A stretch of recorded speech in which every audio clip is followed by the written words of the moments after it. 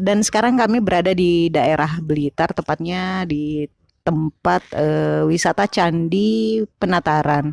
Nah, pada kesempatan kali ini kami akan mencoba untuk menanggapi video dari salah satu debater non-muslim, yakni Om Rudi Yohanes. Nah, mungkin sebagian dari kalian sudah ada yang mengenal, di mana dalam video tersebut yang kami lihat, dia berbicara tentang bencana banjir besar Nabi Nuh, antara melakukan perbandingan antara Injil dengan Al-Quran itu sendiri. Dan dia mempermasalahkan ada beberapa di situ. Nah, untuk menanggapi video tersebut, sebelum kita lihat videonya, di sebelah saya ini sudah ada salah satu pegiat kristologi sendiri, yakni Gus Imron. Nah, ini dia orangnya. Nah, beliau ini adalah sosok Gus Imron yang mungkin kalian ada yang sudah kenal, ada yang tidak. Nah, gimana nih, Gus, apa untuk menanggapi video dari Rudi Yohanes ini? Udah pernah lihat videonya?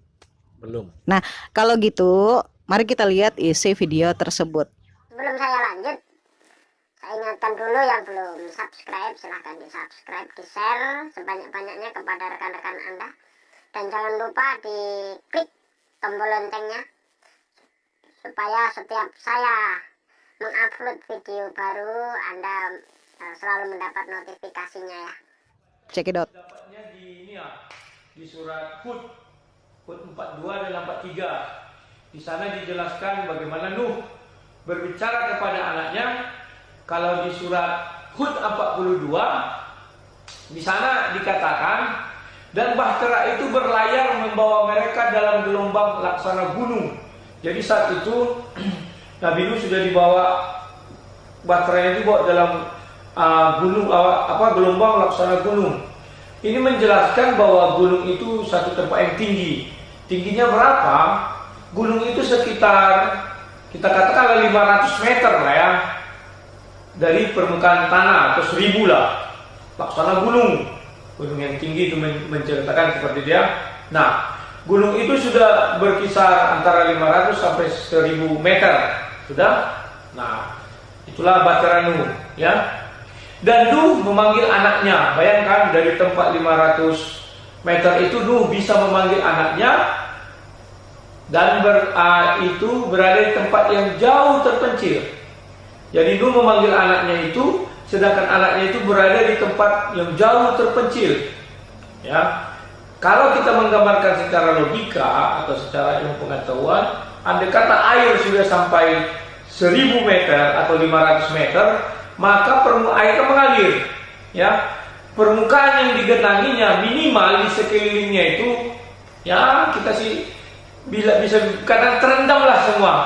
Ya, jadi dikatakan anak Nuh di tempat yang terpencil. Kalau dekat situ tentu udah mati duluan dia ya. Jadi tempat yang terpencil. Ini logikanya masuk tuh. Tidak dikatakan di dekat bahtera itu, karena di gunung, berarti di bawahnya bahtera itu sudah menghanyutkan segala-galanya ya.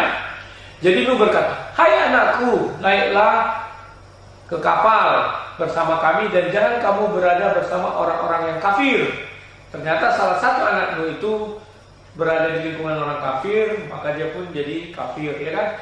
Nah, kalian tidak usah mempersoalkan bagaimana cara Nuh berbicara dari bahtera yang tingginya dari setinggi gunung dengan anaknya yang jauh di pedalaman. Tidak usah ya, karena itu adalah, kalau mereka jawab, itulah mujizat Tuhan. Bagaimana seorang anak yang kafir bisa bicara kepada seorang nabi dari tempat yang jauh?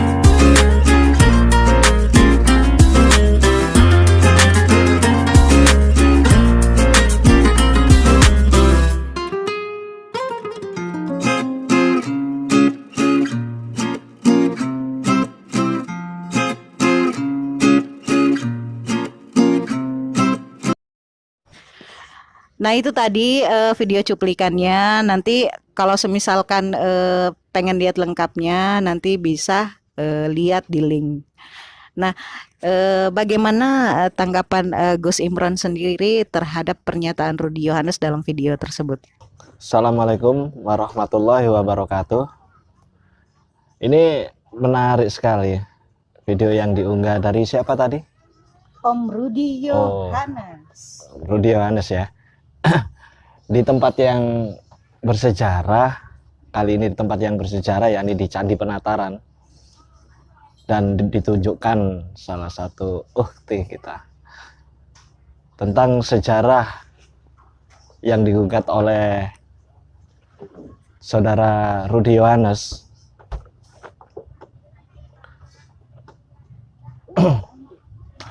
Itu ada beberapa poin yang sempat saya amati, yakni satu, dari penggunaan kata tempat yang terpencil gitu. Di sini Om Rudi ya, atau Pak Rudi, ini enaknya dipanggil Pak Rudi aja ya, kelihatan sudah tua banget. Di sini beliau ini mengatakan tempat yang terpencil itu dengan menggeser bahwasanya jarak antara Nabi Nuh dan putranya ini sangat berjauhan. Seperti dalam surah Hud ya, ayat 42-43 yang seperti dikatakan beliau. Saya kira dari pengakuannya yang tidak paham bahasa Arab atau bahasa Al-Quran, sekarang beliau tambah lagi tidak paham dengan apa penggunaan bahasa Indonesia. Jadi di sini tanda kutip tempat yang terpencil itu bukan menunjukkan suatu jarak antara Nabi Nuh dengan putranya yang disebut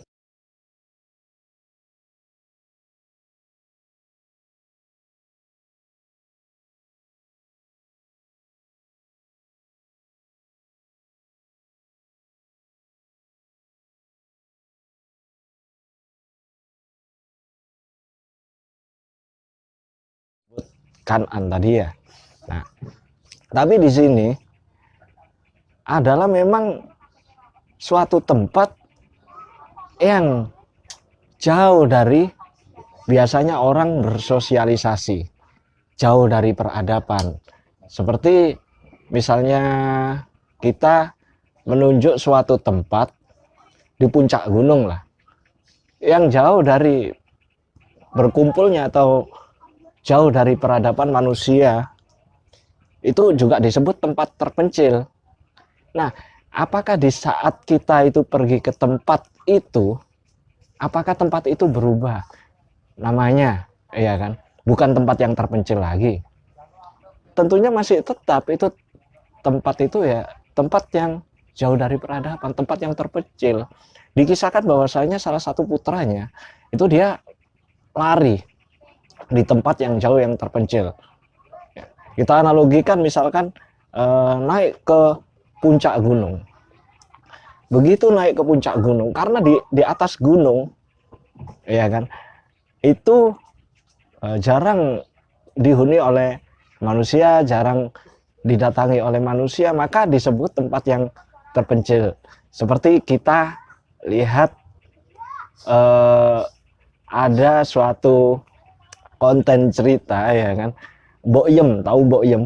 Itu yang apa itu? Yang warung yang di Gunung Lawu. Nah, itu buka warung di atas Gunung Lawu.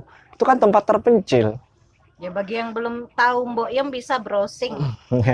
Jadi beliau itu buka warung di tempat yang terpencil, di puncak Gunung Lawu. Tetapi bukan menunjukkan itu adalah jarak antara saat saya ke sana itu mengubah tempat itu menjadi tempat yang familiar. Tetap saja di puncak Gunung Lawu, tempat tinggal Mbok Yum itu adalah tempat yang terpencil. Jadi analoginya begini, di saat banjir itu datang, ya kan, si Kan'an ini lari ke puncak gunung, ya kan. Nah, si Nabiullah Nuh dengan terangkatnya perahunya, tentunya hantaman ombak itu jauh mendekatkan ke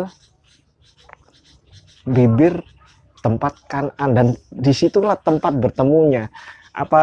Siapa tadi Pak Rudi mengira itu Nabi Nuh seorang yang gila, seperti kaumnya yang menyangka dia gila membangun perahu, bahwa Nabi Nuh berbicara dengan seseorang yang jauh dari jangkauan suaranya.